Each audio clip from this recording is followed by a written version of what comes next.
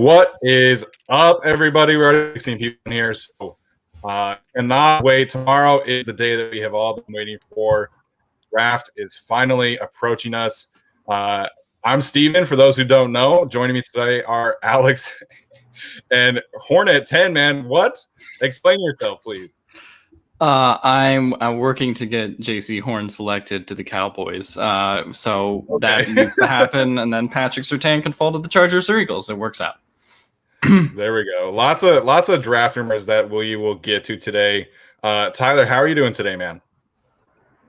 I'm doing very well. I'm very excited for the draft. I'm so excited that I moved my imaging time at UCI to take pictures of my slides at 5:30 in the morning tomorrow, just so I can make sure I get there for the draft. So I will be there at 5:30 in the morning at work just to make sure that I see this draft that I'm very excited for. Yeah, man, I can't wait. There's been a lot of stuff trickling in so far, through the reporters today. So we're going to touch on some of those. We'll get to some Patreon questions as well. And then we'll get to some YouTube stuff. Someone commented about Slater's injury history. To my knowledge, PFF is the only people saying that. I have not seen Matt Miller, Jeremy Fowler, Daniel Jeremiah. None of them have mentioned that. So I don't think that is an issue. So let's start with, kind of some things that are trickling in today, as well as touch on the trade between the Denver Broncos and the Carolina Panthers, sending Teddy Bridgewater to the Broncos, obviously very relevant to the Chargers. Is Teddy Bridgewater starting? Like, I'm kind of confused why the Broncos would do this. To me, it would make more sense to go get Justin Fields, Trey Lance. Maybe they still do that. Tyler, we'll start with you. What'd you make of the Broncos trading for Teddy Bridgewater, and what do you think it means for Drew Lock? I think Lock is definitely out. If it's a rookie that gets drafted by the Broncos eventually, fine. But I think Bridgewater is starting, whether it's just for the year or until the rookie is ready, or it is for the year and then they get rid of him and then the rookie comes in the following year.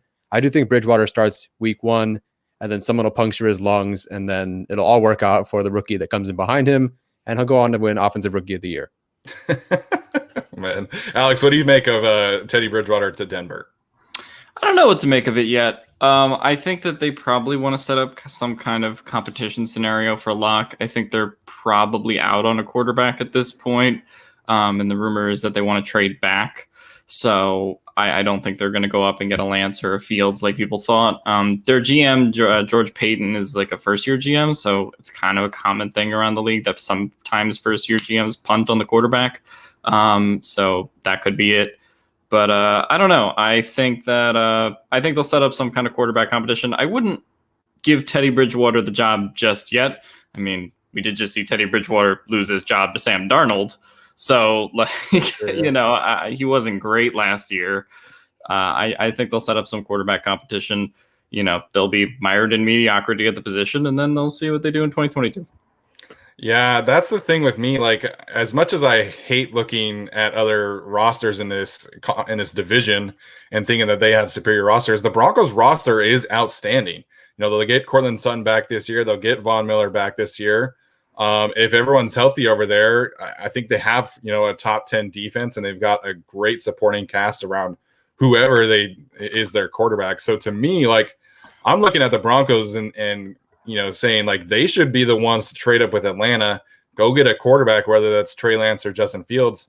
And, in 2022, we're looking at a Super Bowl contending team. As much as I hate to acknowledge that, that's just kind of how I look at the roster. So I don't know, man. If they trade back, I think that also could make some sense for them. I think some people have kind of pegged them as a defensive team. There was a Denver reporter saying that they could target Rashawn Slater at number 9 as well if he's there. So it's interesting to me. I look at them as kind of being a quarterback away from contending, and I don't know if Teddy Bridgewater. I think he probably is safer. He's probably a little more consistent. But I'm not looking at the Broncos with Teddy Bridgewater starting going, damn, like that's a Super Bowl contending level team. If they had Justin Fields or Trey Lance, I probably would feel that way. I don't know if I see the Broncos as a Super Bowl contending team. I mean, I think they have a good roster, but like it's not like uber talented yet. I mean, I think they have guys with high upside that in the next 2 or 3 years, like Jerry Jeudy and KJ Hamler, good offensive line, and they just signed some defensive players, but like I'm not totally sold on that, just because they've been kind of meh the last couple of years and areas of their team that weren't their quarterbacks. So, and you also have Patrick Mahomes and Justin Herbert in your division, and you don't have like a real star quarterback. So like I do think that's kind of a problem. Even if you had Fields, I don't know if they would be a contender this year with one of the rookie quarterbacks, but we'll see. No, I was saying for 2022. I was saying for next year, not in year one. Maybe. We'll see how that pans out. Obviously, the other stuff that's kind of been, I feel like, solidified, barring a crazy trade-up offer, it feels like Kyle Pitts is going to be at 4. It feels like the Bengals are either doing Jamar Chase or Penei Sewell. And then Jeremy Fowler is reporting, or did report earlier today, that the Dolphins do prefer Devontae Smith. If Chase is not there, that's kind of their way of thinking. And then, the Lions at 7, it's going to be a bidding war for whoever is there. Alex's Eagles are reportedly interested in trading up for Jalen Waddle. You have teams like the Patriots and the Washington football team trying to trade up for a quarterback. And then you have teams like the Giants and the Chargers who are potentially looking at trading up for, an offensive tackle, be it Slater or Sewell. So that's going to be really interesting. I can't imagine the Chargers are in on that bidding war, because if it involves a quarterback, that likely involves a future first-round pick. So like we've said from the beginning, would love to have, Penei Sewell on this roster. And maybe they still get him, but trading up to 7 to me feels like it's not going to be in their kind of price range. It's going to cost too much. And Tom Telesco is not going to take that chance. I don't know if you guys feel that same kind of way. I don't know. I feel like I said on Sunday that I felt there was like 25% possible. I'm kind of more at like 30%. I think that it's something that could happen. And there are kind of 2 trade up spots as I see it. I think one is Detroit, and I think the other is Carolina. Carolina could trade out, and then you have maybe Dallas that could trade out. So I don't think Detroit is your only trade up spot. So we'll see, but I don't know. I think one of them is going to be New England, and I think at 8 or 7, and then I think the other team is going to be for a position player, or maybe one of the other quarterbacks that's left at that point. But I think you're going to have probably 5 quarterbacks in the top 8 or 9. Tyler, what about you? Yeah, at this point, well, I mean, we already considered the bidding war to be too much for the Chargers to move up anyhow, but at this point, it's getting kind of ridiculous, and it's going to be certainly a very fun top 10. But at this point, like, I'm all up for trading up for Sewell within reason. And at this point, it's pretty much out of reason. So now the Chargers need to be patient and hope he ends up like, we'll see. So Carolina would take, are they more Sewell or Slater at that point? Or are they just going quarterback? I think if Justin Fields is on the board, they're taking him. That's just the way that I think. I don't think that trading Teddy Bridgewater, kind of takes them out of the quarterback sweepstakes, like some people have said. If Fields isn't there, like if New England does trade ahead of them at 7, I still think that they're taking Penei Sewell. One of the questions on our Patreon page is if we have any friendly bets. If Penei Sewell falls out of the top 10, I'm buying Alex his next jersey, whether that's Sewell or someone else. I don't think Penei Sewell has fallen out of the top 10. I think that's been a lot of smoke. There was this report by Jeremy Fowler, again, saying that several teams, including the Chargers, prefer Rashawn Slater. I think that's smoke. I think everything surrounding Penei Sewell is smoke. The Panthers have not had a legitimate left tackle since Jordan Gross, fellow Utah alumni, by the way, retired in like 2012. So they've been a very similar situation for the Chargers, just kind of cycling through, these hodgepodge units on the offensive line. They haven't had a legitimate left tackle in a very long time. So Rashawn Slater is very good. I happen to think that if Fields is gone and Penei Sewell is on the board for the Panthers, I think they're taking Sewell. I think they're taking Slater, if that's the case. But to me, I don't necessarily think Penei Sewell's falling out of the top 10. I might, update that tomorrow, depending on how I feel and when I wake up. But the tough thing about placing Penei Sewell is really if the Bengals take Chase, because then it's like, okay, well, is Miami taking him? Maybe, but Then you go to 7 with Detroit. Detroit wants to trade out of the pick, and that could be to a team like the Chargers. Maybe Detroit stands pat and takes Sewell. So maybe 7 really is the Sewell slot. But then if they pass and go somewhere else, I don't know. Then 8, I guess, would be the Panthers. I tend to think they would like Slater. And then 9, you're getting into Denver, who I don't know what they're doing now because they've just been kind of mired in mystery this whole time. Yeah. I would say 7. I'll say 7 is probably the Sewell slot, but I'm not totally confident in it. Yeah. All I know is I really need Sewell to not go to Detroit. 1, because I don't think Anthony Lynn deserves that. And 2, Sewell does not deserve to go to freaking Detroit. No. Like the guy, number 1 generational prospect, is going to end up in Detroit. Like, that can't happen. No, man. And I was watching the Big Boys Club with Jeff Schwartz and Duke Manyweather yesterday. And I didn't know this, but I mean, he grew up in American Samoa with his family. And I mean, you look at Penei Sewell and his brother Noah and his brother Nephi and his brother Gabriel. They're all college D1 athletes, right? They grew up in American Samoa and they all slept on the floor together in the same room. So I don't know how anyone can like not root for the guy. If he goes to Detroit, that's just not good for the league and good for him. I mean, he'll be getting paid lots of money, but you know what I mean? It's just Detroit is a tough situation. And then the other thing that we wanted to talk about before we get into the questions is Alex's JC Hornet 10. It seems like all of the dots or all of the stars are aligning for JC Horn to be the selection for the Cowboys at 10. There's a lot of family connections through Mike McCarthy and Dan Quinn to Joe Horn, JC's father. And apparently Dan Quinn really likes his cornerbacks to play with a lot of swagger, and they view, which is a very Cowboys thing, right? In general, they go for the more attitude, swagger, energy kind of players. And no shade to Patrick Surtain. I've never seen that guy celebrate at all, which is not necessarily a bad thing, but apparently it is for the Cowboys. So it looks like the Cowboys are taking Horn, which means, Alex's guy, Patrick Surtain, the second. Do you think the Giants would take him? Obviously, I feel like you think the Eagles would take him. But if the Eagles are looking at Waddle and Surtain, what are the Eagles going to do there? I have no idea what the Eagles are going to do. They could take Kwity Paye, and I wouldn't be surprised. Yeah. Or they take, some guy who's in the 30s. That's the Howie Roseman way. I really have no idea what the Eagles are going to do.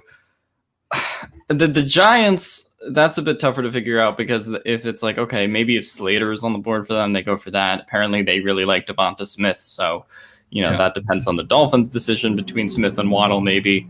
But for me, I just want Surtain to fall to be available for the Eagles and Chargers to select. And then if the Eagles are dubbed, maybe the Chargers could take him. I don't know. But I think Surtain being on the board would be a lot of fun just because I do think he's the best cornerback in this draft. And I think that's something you have to consider, even if you're, OT at 13 over there, Steven. Hey, man, if the Chargers get Surtain, down I'll here, be happy. Yeah, and down there.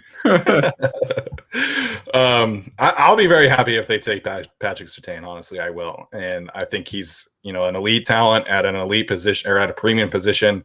So I think that is a fine pick. If Slater and Sewell are off the board, I'm okay. Like I said, on our last show, the Chargers just need more blue chip players. And I think Patrick Surtain is a blue chip player. And so, I mean, that works out for me. All right, let's get to these questions from some of our patrons. Excuse me. I would say patrons, man. All right, so you're such an alcoholic. I'm not an alcoholic, man. It's because I look at it as like a Spanish word because patron is like boss in Spanish, and that's how my mind works. Yeah. All right. So Salvicia says, which round 3 or later offensive guard can you see beating out Abuji for right guard in year 1, if any? So to me, when you're talking about an interior offensive lineman that could potentially beat out Ole Abuji, I think it starts with Aaron Banks. I think Aaron Banks is probably one of the few that would be available in round 3 that I could see beating him out. And I obviously think that's a legitimate possibility for the Chargers. If Quinn Miners is there, I think that would maybe happen. I think he probably is trending towards round 2 though.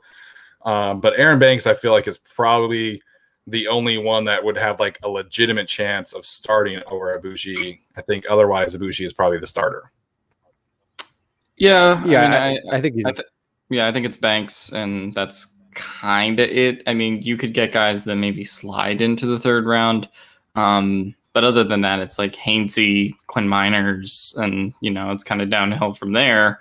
So, I would really say it's just Banks at that point. Yeah, I don't think anyone's really beating out Ibushi at this point. Like, I think he is going to be the starter. I know he's just like a guy that just comes from different teams, but he legitimately has it, I think. So the only other option that you guys didn't mention, that you sort of referenced the slide, is Trey Smith. If for some reason he falls and because of his injuries I keep saying injuries, because of his medical issues, and they take him, then I think Trey Smith like legitimately could beat out Ibushi in year one. Otherwise, I think it's Ibushi the whole way. Yeah, absolutely. I think Trey Smith is an outstanding player. I have him as my fourth interior offensive lineman. Wyatt Davis, maybe because he did tear his ACL. He's probably not going to be ready for training camp. So I mean, he probably is available in the third round, but I think his ACL kind of clouds whether or not he could potentially beat him out. I think Robert Hainsey, I'm a big fan of him. I think he could play guard or center for this team like he did at the Senior Bowl. Mm-hmm. Obviously checks the Notre Dame box, but I don't think he would start over Ibushi. So for me, I think it's Aaron Banks, obviously Trey Smith if he's there. But the Trey Smith thing is so interesting, right? He was saying on the Big Boys Club yesterday, he practiced once a week in college because of his medical issues. So he might fall like a ways. Like he might fall like fourth, fifth round because, I mean, practice is so important for these players, especially at a young age. He's got to be able to get on the practice field as much as on the game field. And so that's going to be really interesting to see where he ends up. Next question is from Jack Andrew Hunter. Do you think with Sean Lee's retirement, the Cowboys may take Micah Parsons at 10? If this happens, the likelihood of Surtain falls to 13 instead of Horn. And then do you take Surtain over any tackle not named Sewell or Slater? So we kind of addressed this. It looks like they're taking JC Horn. That's just kind of where the stars are aligning. They could certainly surprise us and take Parsons. But I think they're kind of set at linebacker personally with Van Der Esch and Jalen Smith, at least to the point where they don't necessarily need a linebacker in round one. They definitely need a corner or an edge rusher. So to me, if it's not Horn, I think they would take one of the edge rushers personally.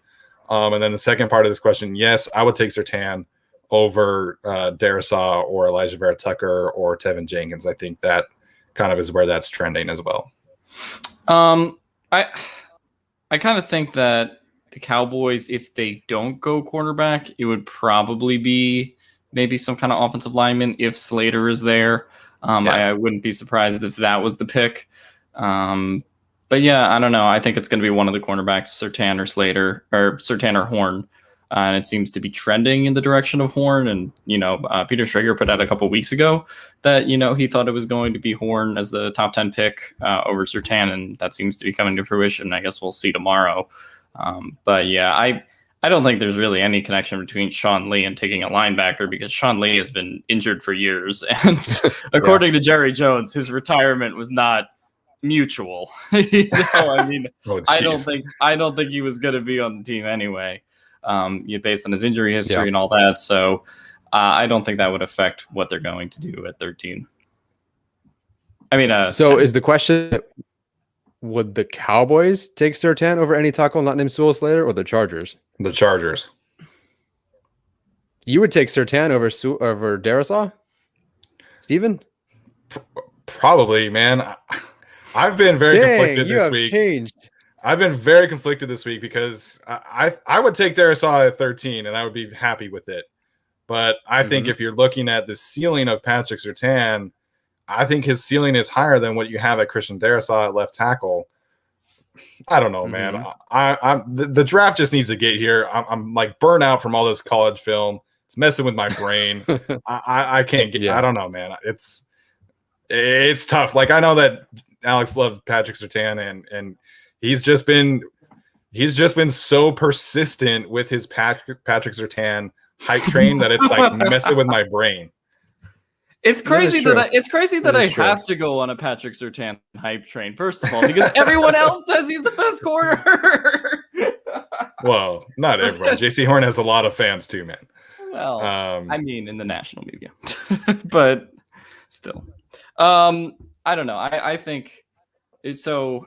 Yeah, I mean, I would take Surtain over Darrisaw if he's really there. But I kind of think one of the Eagles and Giants might take him.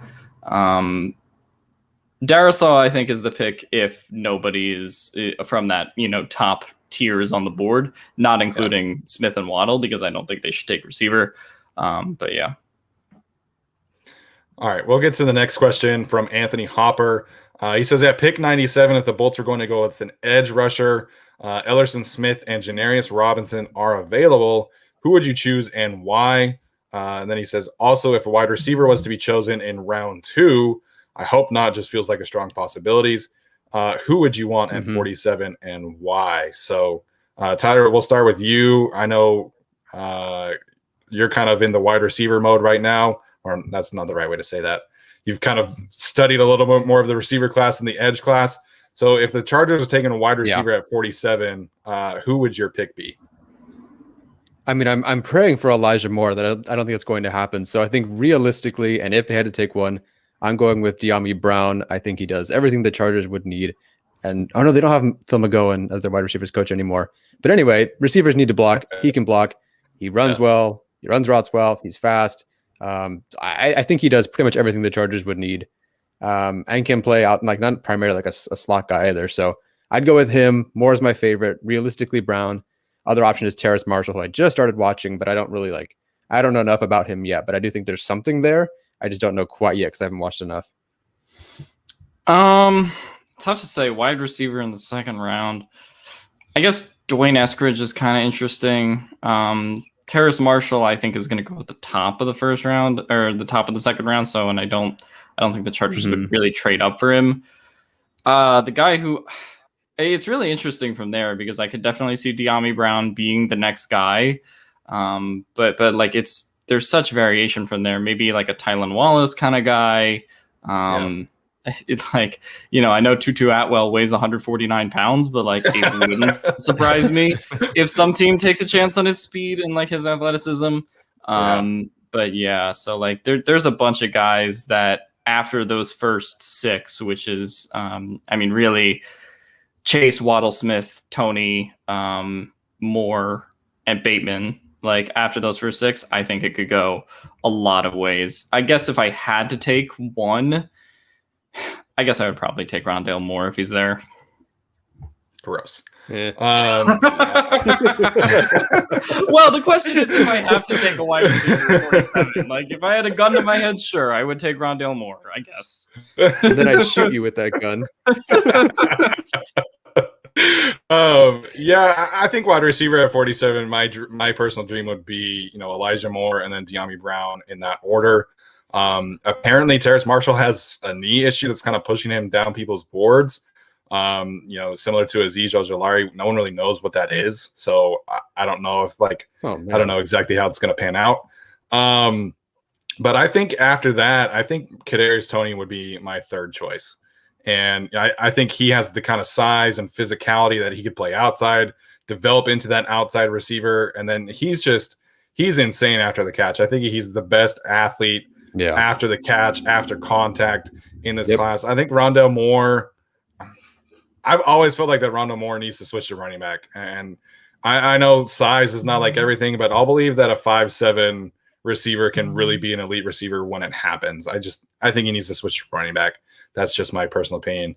As for the first part of this question, it's Ellerson Smith. Ellerson Smith is somebody that all three of us have really liked from day one. I think he fits the profile of what Brandon Staley is looking for to a T. And when you're talking about Smith and Robinson, I think it comes down to production. It comes down to ceiling. I think Ellerson Smith moves like a more fluid athlete. Janarius Robinson certainly fits the length aspect of what the Chargers are looking for. But if they took Ellerson Smith at pick 97, I would be so happy with that.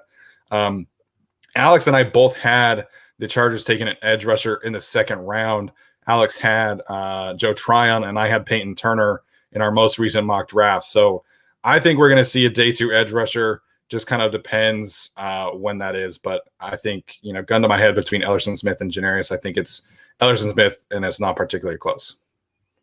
Yeah, I'd also take Ellerson Smith. I haven't gotten a lot of film with Janarius, so I can't totally speak to that. But yeah, I would probably Ellerson Smith is definitely my favorite round 3 kind of guy to go, particularly like the 97th pick we've kept talking about. Mm-hmm. Yeah, I haven't watched Robinson yet. I only just got to the Smith tape, but I mean, there's certainly raw potential there. And if you're asking me to take Smith at 97 as an edge rusher or Rousseau at 47 as an edge rusher, I don't know. I might take Smith and take someone else on the defense at 47 at that point. Yeah, absolutely. So that's going to be an interesting one to see how that pans out. All right, next question is from Trevor Black. What do you guys think Tom Telesco will do in rounds 6 and 7? I know these are mainly dart throws, but what do y'all think in the direction what do y'all think the direction is in those very late rounds? Tyler, we'll start with you on that one. Instead of just picking a position, I just wanted to say that look at guys with production, which I know, but look at Justin Jackson, who had a ton of production at Northwestern, and KJ Hill is Ohio State's, I think, leading receiver still. Cortez Broughton had a significant number of tackles for loss and sacks. So look at those guys for production. If I had to pick, I'm thinking they're going like linebacker or safety DB kind of type. They've done a lot of work on the day 3 DB, late round like DBs like Avery Williams and whatnot. So they could go that way. I did pick like Nick Neiman in the 6th round, I believe, our most recent mock draft. A guy with a lot of athletic upside who can contribute on special teams, I think.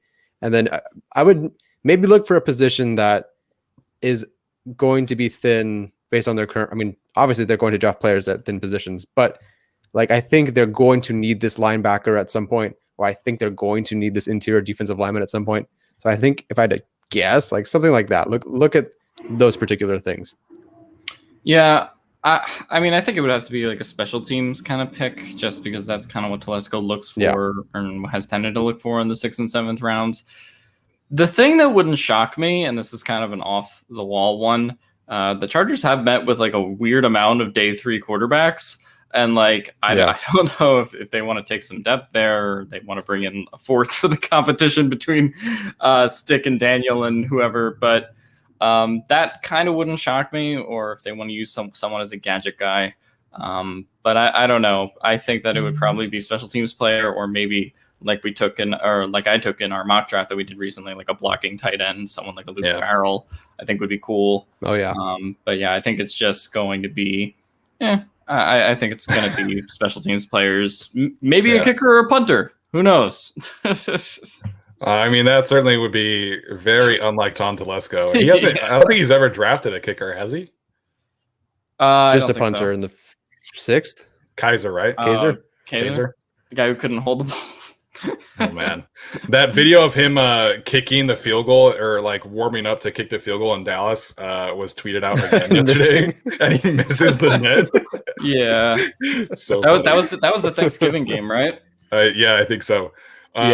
But yeah, I think 6th round, special teams, blocking tight end, maybe a running back. They've done a lot of work on the running back class as well. Maybe a Jared Patterson or something like that.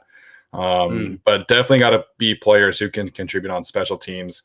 And, we saw Tom Telesco take a massive swing on a Alohi. Well, not massive, but he took a swing on Alohi Gilman last year that really kind of surprised us. And so I think it's going to be someone like that. All right, Riley Williams, I asked this question. The podcast is growing, and you guys are doing more and more. What is the ultimate goal? Where do you see the pod heading, and what can we do as fans to help it get there? Well, first of all, I think the feedback to our journey on this podcast has been so awesome to watch. We were kind of expecting a little bit of a slow grind on YouTube, and you guys just hit us so fast with the subscriptions and the likes and everything like that. So definitely keep doing that. Leave us as many reviews as you possibly can on Spotify and things like that. Listen to the show. If I'm being honest, the best thing that anyone could do for us is continue to support us throughout the summer. I think the summer months for football podcasts in general is just, it's a tough time because it's the dead period of the season, but we will continue to be putting out content And so if like you're asking me what's the number one thing you can do for us, continue to support, continue to watch us throughout the summer, and that'll help us maintain things throughout the football season as well. Yeah, I mean, Steven talked about, what you can do to support the show. Just keep watching, just keep listening. Support us on Patreon if you want. I don't know. Buy your Manscaped razor. Who cares? But anyway, I would say the funny thing about like what's the big goal? My big goal is actually to meet Steven and Tyler one day, because I've known Tyler for 4 years and I've never met him. I've known Steven for 3 and I've never met him. That's a long-term goal. I think that I thought of something funny today when I was at Bolt Beat in 2018. I mean, I'm still there technically, but I thought it was funny that I suggested to make a Bolt Beat podcast at that time. And, that idea kind of got shot down by management. And they were like, well, what's the point of a podcast anyway? That didn't happen. Changed. Things have changed, and things have changed so fast, too, to the point where like everybody wants a podcast on every team. And, that brought you guys started in 2020 after AB5. And then I jumped on in July. And then, just 2 weeks ago, Bolt Beat has an official podcast in Charger Chat, and those guys are awesome. But it's just, it's so crazy how quick things have changed. I have no idea if in 5 years podcasts are going to be the main form that we do this, or if it's going to be something else. It's just crazy how quickly things change. Yeah, I mean, this was, I think before AB5 or whatever it was, I'd messaged Steven and Alex. Excuse me, sorry, Alex, I didn't message you. I'm so sorry. I messaged Steven and Jason. They were a little bit more like on Twitter and talking about football, like Chargers football more. So I was like, okay, these guys are whatever. And it worked out. It worked. Like I don't know what happens. We got lucky. Yeah, I suppose it really feels like we got lucky, honestly, because it could totally not work.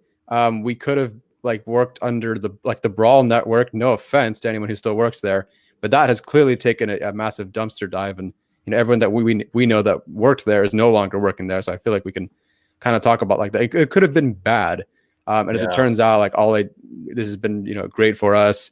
As far as where it's going, I don't know. Like guys, this is our hobby. Like I went to work at UCI today to do stem cell research. I don't do this. Like this isn't my job. This is just a really awesome hobby where I get to talk to you guys, talk to anybody who will comment on our stuff or whatever. So yeah, like Steven said, please support us during the summer. But more than anything, like I think I know that like we feel good about our growth and where we're going. Go support guys like Scott and Arjun, the guys who are like starting out for us, that are putting out some really great content. Really go support them, make them feel good about what they're doing, because they're making really good stuff. Otherwise, just send us tons of money and we're good. If you want to support the show, I need you to go to @Cowboys on Twitter, and I need you to tell them to go select JC Horn. Please send them a tweet. I need this to happen. This is how you can support the show. But Tyler, great call with Arjun, man. Arjun's done 2 videos so far for us, 2 things, and they have been awesome. And I think he's put in so much work for the kind of videos, and he's taking feedback to heart, right? Like he bought a mic for us. He changed his background, changed his camera, and like analytics is such a huge part of football now. And so we were really excited to add him on here. Obviously, Scott and Brad Kelly, they have a little bit more of a larger following, but Arjun puts in a ton of work for what he talks about, and he's very passionate about analytics. So definitely give him a follow as well. So Arjun's ahead of the curve. It took me like 8 months to buy a mic. I think we paid for half of it. That is true. It's all good, man. All right, so we're gonna have our last Patreon question here, and then we'll get to some questions on the YouTube chat. Same as last time. If you want to make sure that your question does get answered, we do have the super chat feature enabled. So make sure and do that if you so please. That also helps us out a lot. So last question from Jack Andrew Hunter. How much do you think Tom Telesco has riding on this draft? On recent form, he probably ought to be on the hot seat, but given that he was allowed to hire Brandon Staley, he probably still has the confidence of the Spanos family for the next few years, I would think. I personally think that he should be on the hot seat. That is my personal opinion. I think that he is a fine GM, but as we've seen over the last 8 years, he does not have the kind of track record that makes me personally believe that he can lead this team to a Super Bowl. However, the Justin Herbert selection gives him a ton of grace, more so than Brandon Staley, because I know everybody loves Justin Herbert now, and I know there are certain people who loved him then, but most of us were very split on that selection. It was not a no-brainer selection, in my opinion. It was not perceived that way. And so the Justin Herbert selection gives him grace. I don't know how long that grace period is, maybe 2 years, maybe 3 years. And then obviously it depends how the Chargers are winning. So if the Chargers start making the playoffs more consistently, then Tom Telesco is going to stick around. So if you're asking me if I think he should be on the hot seat, the answer is yes. I felt like he should have been fired with Anthony Lynn. However, I think the Justin Herbert pick, more so than the Brandon Staley hiring, has given him a 2 to 3 more year window where then the Chargers will go back and reevaluate things after that. Yeah, I mean, I pretty much agree almost exactly. I think that he probably should have been fired this go around, but, you know, the Herbert pick made it impossible to fire him. I mean, just from that kind of standpoint, that's just the reality of it.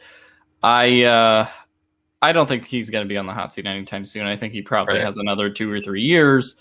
I mean, as evidenced by the Brandon Staley selection, if they really wanted him gone, they would have fired him with Lynn.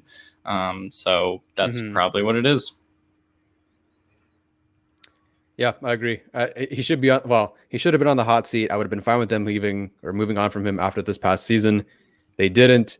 He did get Justin Herbert, and to some extent, he has been unlucky, and the coaches haven't been all that great. So there's a lot going for him in the sense that there's some excuses. So I think they have to contend under Herbert's rookie contract. If they don't go further than the wild card, I think he's gone in the next 2 years. Three years, I think. Yeah, I would agree with that. And I do think the one thing that I've always said about Telesco is that, yes, he's in charge of hiring the coaches, but I think people get confused how much he gets credit for the development aspect of football, right? Because that is a coaching gig. Like the fact that DJ Fluker didn't work out, it's not as much Tom Telesco's fault. Like he definitely has a part of the blame, but that's more so on the coaching, in my opinion. And same thing for Forrest Lamp, Dan Feeney, and even a player like Mike Williams. Like to me, I think people underestimate the coaching aspect thing when talking about development. So again, I felt like that the Chargers should have cleaned house, and that included the front office when they fired Anthony Lynn. They didn't. I think it's okay that he's around. I think he's a fine, decent GM. But I think they definitely have to contend sooner rather than later if he's going to stick around. All right, so let's get to some of these questions from the chat. If you haven't sent one already, I'll kind of jump around and look for some, but definitely get them in. And like I said, use the super chat if you do feel so. So I've seen a couple people, Moose Sari, ask about which Notre Dame player the Chargers are going to select. I don't think it's going to be Tommy Tremble. I think they can't really afford to take a tight end that early. I think Aaron Banks is in play, but I think Robert Hainsey has a legitimate chance because the Chargers could get him, in the 5th, 6th round, or maybe the 4th round, probably. So I think Robert Hainsey would be my choice or my prediction of the Notre Dame player that the Chargers take. I'll say that the Chargers take 0 Notre Dame players. Okay. I don't know. I don't think that there's an obvious fit for one. I mean, Banks is probably the most likely out of all of them. But, like, if they don't, Eichenberg is, like, there if they trade it down, I guess. But, like, there's nobody that really strikes me as, like, they're going to take this player. Tommy Tremble's interesting, but, like, I kind of think Tommy Tremble's more of a fullback than he is a tight end. To be totally honest. And I don't know. I maybe they could go for a special teams kind of guy, round 6, round 7. Dalen Hayes as sort of like a 5th, 6th round edge. I think that's possible, but there's just not an obvious Notre Dame player that fits their draft position. Granted, Alohi Gilman was totally off the board, so maybe there's a reach on the 6th or 7th round. I don't know. All right, let's do it. Let's combine some Telesco specials here. He's going to take Notre Dame player Robert Hainsey, but at 77. So he's going to reach in the 3rd round. And that is the Telesco gold standard. Oh man, wow, that is that's not fun.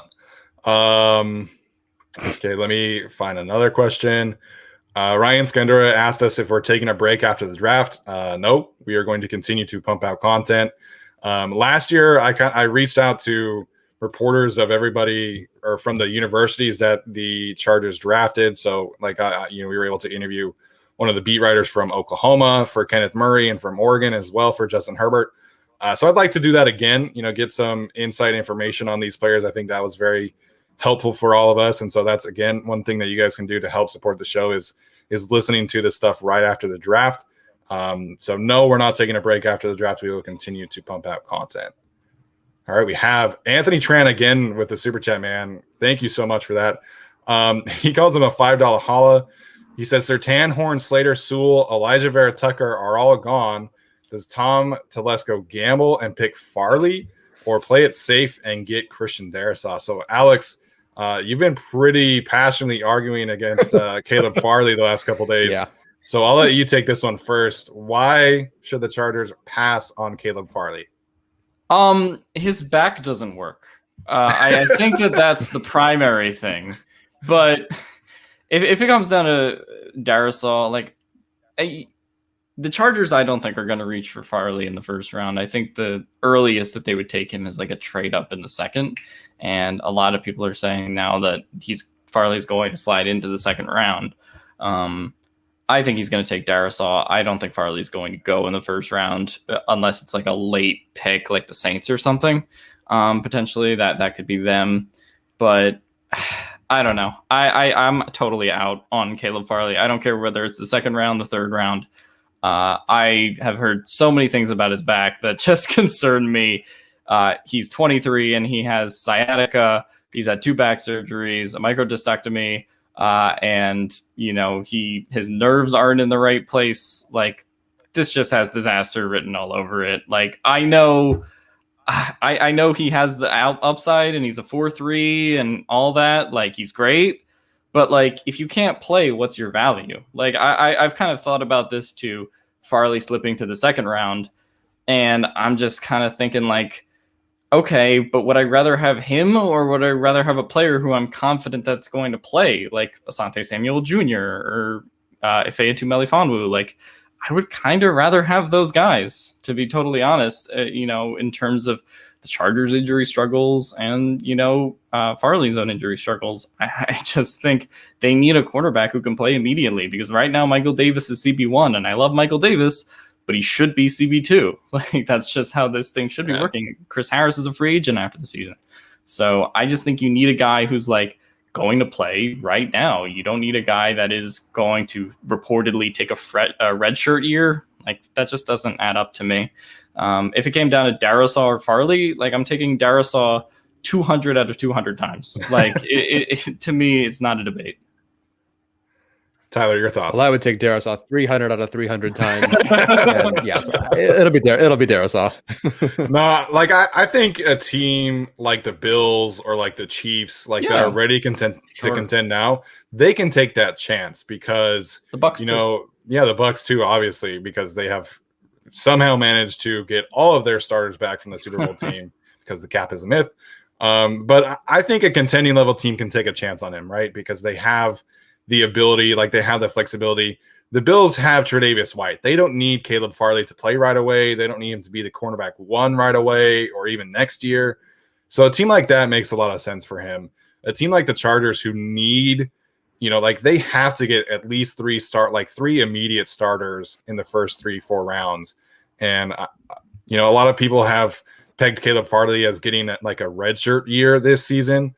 Ben Fennell mentioned that to me, that several teams are looking at him as kind of, taking him and giving him the year off to just get healthy. So that's not a situation the Chargers can afford. They have to get a starter at 47, whether that's Asante Samuel Jr., Ifeatu Melifonwu. Somebody else asked a question about Paulson Adebo. He's one of my favorite players in this class at the cornerback position. I know other people would disagree with this, but I would take him at 47 over Caleb Farley without any hesitation in my mind. So above average gamer and asking about another Stanford player, where's a safe spot for Walker Little? And does he have the potential to take Brian Bulaga's spot next season? For me, I would be okay taking, like, for the Chargers, I would be okay taking him at 97. That's as earliest as I would take him for the Chargers. Again, a team like Kansas City, Buffalo, a team that's contending. I look at Green Bay, who has David Bakhtiari and Billy Turner and Elgton Jenkins. I think that's a really good spot for him in like the second round. If I'm talking about the Chargers, it's not until pick 97. If I'm looking in general at other teams, probably the end of the second, early third, if they can afford to take that risk. Yeah, no, I pretty much agree. I think it's just, I don't think they could take a risk on Farley. I've said enough. Well, this one was about Walker Little. Yeah, this was about Walker Little. Oh, that's another guy who hasn't played in 2 years. Yeah. I'm probably more willing to take a chance on Walker Little than I am Caleb Farley, just because, like, all right, he did opt out last year, and it's like, with knee injuries, I feel like the science on that has come far enough to a point where, you can at least have a guy. I think they probably have to take an offensive tackle before they take Walker Little, though. Like, that's kind of a non-debate for me. Like, you have to take Christian Darrisaw or at least a second-round tackle before you take Walker Little in the third or fourth. But I kind of think Walker Little's going to go ahead of that, because there's going to be a team that says, hey, we can give this guy as much time as as he needs to get healthy. Like Stephen was talking about, like Kansas City and Tampa, just teams that can stash him. And I agree with you guys. There we go. All right. Jeff Nubskin asks about Jeremiah Owusu-Koramoah in the first round. Would you take him at 13 or trade down a bit? And what would your reaction be if we took him? So all three of us have him as a top 10 player on our big boards. All three of us have him as the best defensive player in the class. Or I'm not sure. No. Alex. I think Alex has Surtain. Yeah, sorry. Surtain, I mean, yeah. Yeah. So Tyler, let's play this game, right? Like JC Horn, Patrick Surtain off the board, Slater Sewell off the board. The Chargers are looking at Christian Darrisaw, Elijah Vera Tucker, or Jeremiah Owusu-Koramoah. Would you consider taking Owusu-Koramoah over, one of those second tier tackles? And kind of what would your reaction be if that did happen? Give me my second tier tackles again. Darrisaw, Elijah Vera Tucker. I know he's technically a guard for some people. Tevin Jenkins, Samuel Cosme, Alex Leatherwood. No, depending on how far in that tier you're going or what you consider your tier, if both Darrisaw and Jenkins are there, no. If for some reason they are both gone, then I'm going Owusu-Koramoah. I might go with him over Jenkins, because at that point, like for me in particular, there is a significant difference in the board between Owusu-Koramoah and Jenkins. But like, I still want that tackle. Man. My reaction would be totally makes sense. I'm so stoked to watch this player. He's a great player and a player that all three of us love, and it's the wrong pick. That's my reaction. Like, great player, awesome for the defense. Again, my favorite defensive player in the draft as far as ranking goes. Wrong pick. Yeah, I don't think Owusu-Koramoah has much of a chance at 13. I feel like he's kind of a 15 to 20 guy. Like Tyler said, he's a great talent. We all have him in our top 10 on our big boards, but just would be the wrong pick. And I kind of wonder, like, what is going to be the utility of like a linebacker safety kind of player, because they did just take Kenneth Murray in the first round last year. And, they're going to have their linebackers and we saw how kind of little Staley used linebackers and sort of, use those hybrids pretty often with the Rams. So I just don't know if he would really, fit. I mean, he would fit as a player, but in terms of a pick for the team to contend, I don't think it would make too much sense at 13. Yeah, I mean, I've been kind of aboard this train where they should take a safety earlier than people think. And I do think that Jeremiah Owusu-Koramoah is a safety. I know a lot of people are kind of still thinking of him as a linebacker. I think for the Chargers, he's a safety. So I would understand the thought process there of taking, the best player available if that's him. But that's the difference for me. I'm not taking Owusu-Koramoah over Darrisaw or Tevin Jenkins, in my opinion. I would take Surtain over those two probably. But I love the player. I think that, the worst case scenario for him, in our opinion, is that he ends up being a Raider. So I think I love the player, but I would be confused at the pick.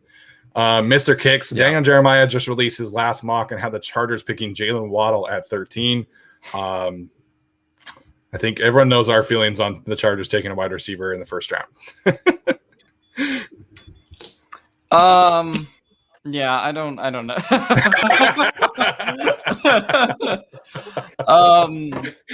Yeah. That was hilarious, Tyler. I don't think the Chargers are going to take a wide receiver. Like maybe a week, 2 weeks ago, we talked about it as a nightmare scenario. But as we get closer, like I just don't think Devonta Smith or Jalen Waddle are like anywhere on their radar. Like that's just kind of my read on it. I mean, maybe if a guy like Jamar Chase came out with a bong video, that would be interesting. But I don't think that there's really any chance that they go receiver. Maybe like 5%, but compared to the other positions, like I think it's most likely going to be offensive tackle. And then I think, close to that is cornerback. But I don't know, like wide receiver to me would be like the fourth or fifth position that I think they would take. Like, I feel like there's so many that you can put above that. Yeah. So Anthony Tran, another $5 holla.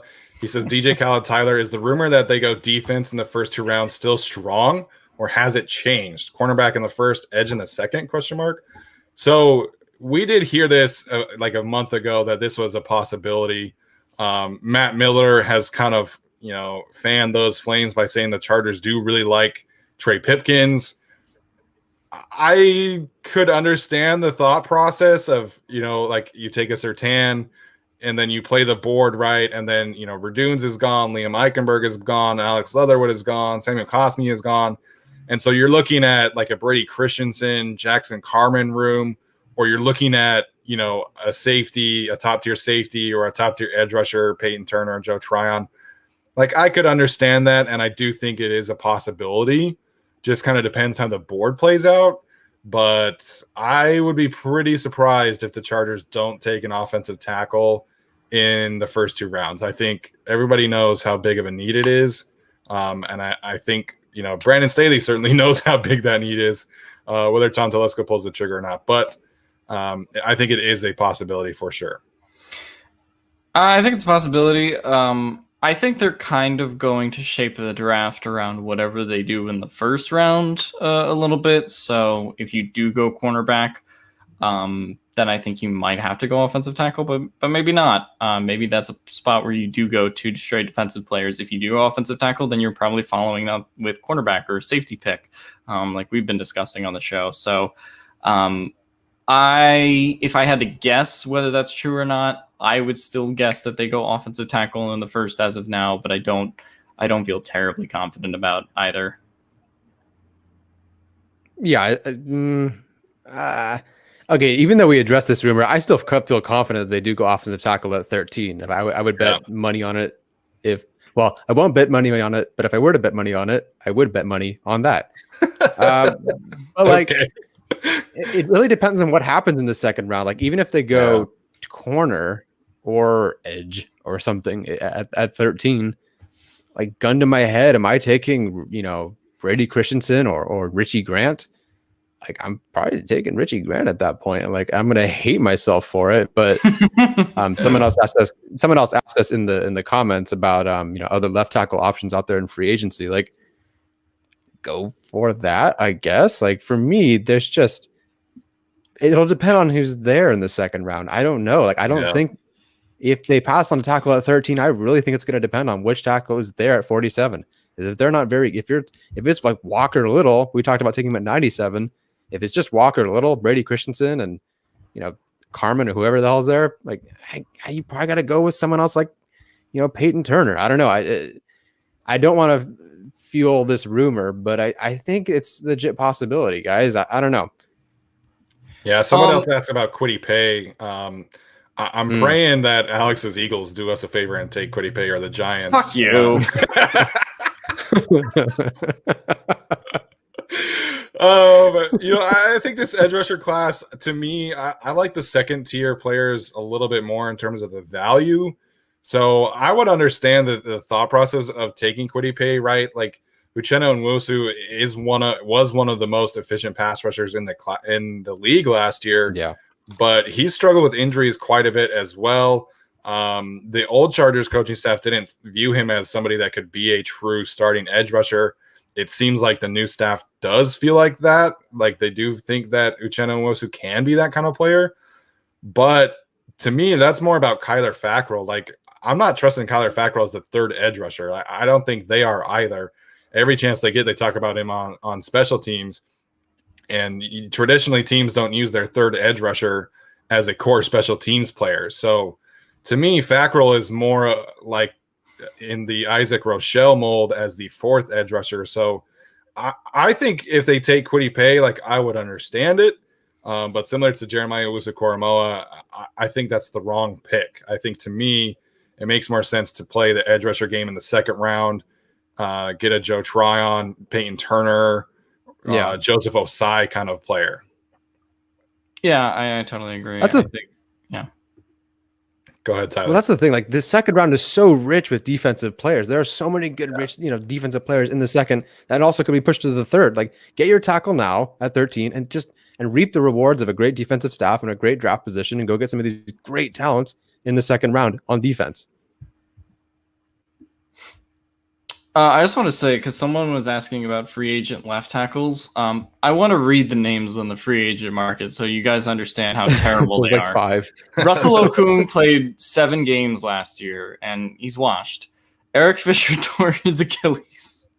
Alejandro Villanueva gave up like 40 pressures, whatever it is. He's not very good. Mm-hmm. And I can tell you, as an Eagles fan, I saw someone suggest Jason Peters.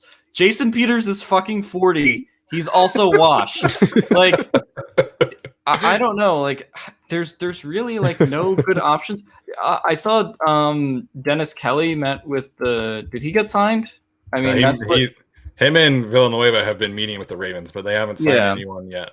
Dennis Kelly, I guess, is a guy that because he's still young, I'm like, okay, that intrigues me a little bit, but like. I don't know. Like the left tackle class, if you're relying on free agency, like it's really bad. It would have made a lot of sense, in my opinion, to bring back Sam Tevi. Like I know people kind of hate him, but he was decent last year and he was serviceable. So like if they really wanted to have flexibility at the tackle position, they should have brought Tevi back because at least he was familiar with the team and played some good ball last year. So the free agency tackle at this point is just kind of done. So to me, someone just said, I'm going to Geku Kujo 76, draft 2 tackles of the future in this draft. That's the best and only scenario. To me, that makes a lot of sense, right? Because, you take a left tackle, Christian Darrisaw, hopefully, and then you can take a Deontay Smith, a James Hudson, Walker Little, and potentially have, some competition for Trey Pipkins next year to replace Brian Bulaga. I think you've got to be proactive at this point. I just don't know if the Chargers can afford to really, take 2 offensive tackles when they need an interior offensive lineman to compete for a starting spot, a starting corner, a safety, all these other things, an edge rusher, a tight end. So Tom Telesco kind of put himself, in a corner here, and he's got to take a tackle in the first 2 rounds. Otherwise, this is going to get. And that's the thing, too. Like Tyler has talked about this. We've talked about this. Just because Justin Herbert survived last year behind a bad offensive line doesn't mean they should keep letting it be bad. Like, to me, you've got to invest premier draft capital in the offensive tackle position. It's the only way to really, get the best out of this, out of the position, right? Like, everybody kind of talks about David Bakhtiari being a 5th-round pick. The Packers have an amazing track record of developing offensive linemen. So the best chance the Chargers have at finding a left tackle and developing that player into a franchise cornerstone is taking him in the first round, whether that's Darrisaw, Rashawn Slater, Tevin Jenkins, whoever. Take it at 13. That's the best chance. That's the best path forward for this team, in my opinion, in terms of the offensive line. Agreed. Amen. Thank you. So I think that's a good one to end on. We've been here for an hour, so thank you guys so much for tuning in. We got 141 people still tuning in. Tomorrow we are going to have our draft coverage is going to start at 4:30 p.m. Pacific time. I think that's 7:30 Eastern time, and we're going to announce the winner of our jersey giveaway, like pretty close to that. And then every 30, 40 minutes or so, we're going to announce the winners of the T-shirts, of that signed Phillip Rivers hat. I don't think you can see the signature, but it is signed by Phillip Rivers. Trust me, dude. We totally understand. Obviously, you guys, if you stay for the whole 4 or 5 hours, awesome. We'll be here the entire time talking ball, talking about the picks, talking about the Chargers and what they can do for the second round. But definitely come back in right around that 10th pick. And the giveaways will only be given to the people who are in stream. If you want to maximize your potential at getting some free gear, make sure you're tuned in. That's how we're going to do that one. So, Alex, Tyler, any other thoughts before we wrap up today? It's going to be fun tomorrow. Anxiety-inducing, but fun. Absolutely. Tyler, any thoughts? I am going to be a zombie tomorrow after a very long day at lab. But by golly, as soon as the comes on, So good. Freaking fired up and ready to go, man. I'm so excited for this. There's nothing quite like it. The only draft day that isn't very good is the movie, which Steve and I are going to review in just a bit. Oh, man. So excited. So ready for this to be here. Really excited to see all the videos of the prospects getting chosen. And I'm just a big fan of the draft in general. So glad that it's finally here. We just have 24 hours and probably about 25 until the Chargers pick, but can't wait. So thank you guys so much for tuning in, and we'll see you tomorrow. Bye, guys.